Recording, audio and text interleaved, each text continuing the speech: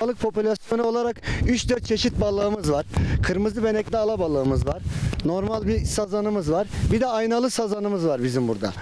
Biz burada teknelerle yazın göle açılırız. Ağlarla balık avlarız. Kışları da gördüğünüz gibi oltayla gölü kırıyoruz biz. Oltalarla balık alıyoruz. Türkiye'nin en yüksek gölü. 2240 metre yüksekliği var. Bazen burada 35-40 derece soğuk oluyor. Tabii geçim kaynağımız balıkçılık olduğu için biz mecburen bu işi yapmak zorundayız. Buzun kalınlığı 30 santimle yarım metre arası, yani 50 santimi bulabiliyor. İlk tuttuğunda zaten bir 15-20 santimden başlıyor. Yavaş yavaş 50 santime kadar gidiyor. Üstüne kar düştüğü zaman da zaten hemen hemen ya 1 metreye yaklaşıyor. Çünkü üstteki kırılmalar, gölün nefes alması vasıtasıyla çatlamalar, sulanma oluyor. Buz 1 metreye kadar kalınlaşıyor.